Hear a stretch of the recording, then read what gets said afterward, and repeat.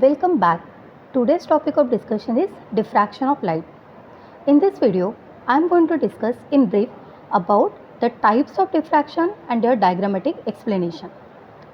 So to understand in detail about the diffraction, basically we know that it is the process of bending of light around the corners such that it spreads out and illuminates the region, which is called diffraction. So let's understand in details what is exactly the diffraction. When we talk about diffraction, we should come to know the four observations are there. Like, what are these four observations? Just notice. First of all, this is from the source of light. Light strikes. These are the light rays. It strikes on the opaque surface, and you can observe here at this opaque surface there is one small gap. You can observe here, and at this corner or at the sharp edges of this opaque surface or this slit, we observe that light bends. Means initially, what is the first step? Light rays it get incident on the surface of on the opaque surface.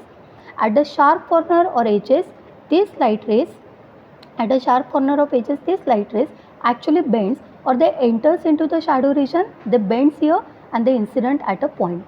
So basically, this bending of light is called as diffraction. So we will understand in details what exactly means with our day-to-day life example. We will try to understand the basic concept of diffraction. You might have observed sunlight through the tree leaves. This is one of the common example of diffraction.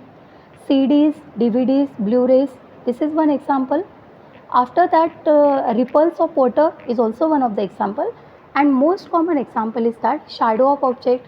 Apart from that, whenever like light enters into the dark region, that is also the example of diffraction. Now let's understand in details.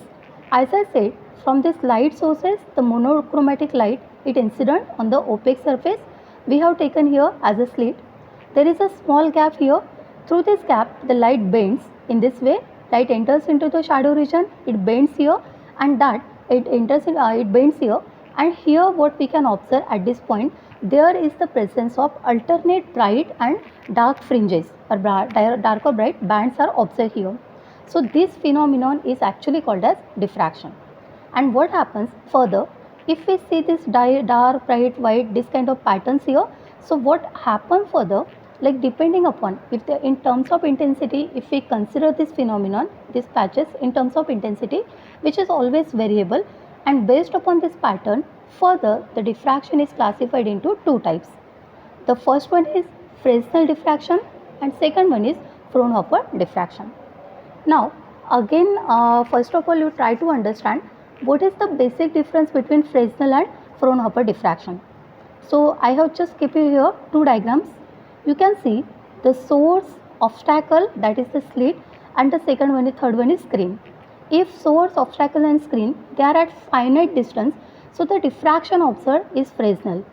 And if we observe source, source is there, then obstacle is there, and we observe the screen also. So source, obstacle and screen, if they are at very longer distance, we observe the kind of diffraction is called Fraunhofer diffraction. Again, the second difference, whatever the incident light here is there in Fresnel, it is always spherical, and we can also notice the difference between both the diagram. If you observe in Fresnel, there is not presence of any lenses required, but when you observe in Fraunhofer, you can see there are two kind of lenses which are convex in nature are used. I repeat the point, in both kind of diffraction, first of all, light incident. In both kind of diffraction, the light is incident from the source on the slit or the obstacle. At the corners of this obstacle, through these small gaps, light bends down and incident on the screen. This is called diffraction. If we observe this source, obstacle and the screen are at finite distance, we observe Fresnel. If we observe source, obstacle and the screen, they are at infinite or very longer distance, so we observe Fraunhofer diffraction. Now, as I said here, incident wavefront is spherical. In this case, the incident wavefront is plane. In Fresnel diffraction, no lenses are required, where in Fraunhofer we require two convex kind of lenses. And the last important point of these two type of diffraction is both of them like Fresnel is tough to analyze where Fraunhofer is easy to analyze. Now once again, just try to understand what is Fresnel diffraction. Look at the diagram. This is the source of light. Light enters incident on the slit or obstacle.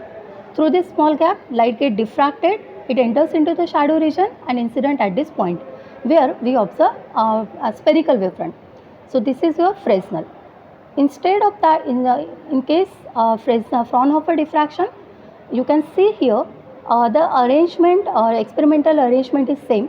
Like it requires source, it requires obstacle and it requires screen.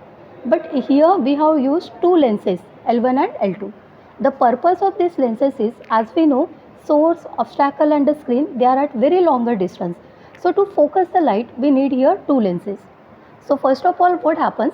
The plane wavefront from the source of light, it passes through the lens 1, like here. From lens 1, it passes, it gets strike or incident on the slit, on the surface of slit or the obstacle. Here, as there is a very small gap, through this light bends. This diffracted light is collected by lens 2, that is called L2. It collects and sends this light on the screen here, and on the screen and collected at this point. So on the screen here, we observe different patches like alternate dark and bright bands here, which are called diffraction fringes, and this kind of diffraction is called Fraunhofer. Thank you.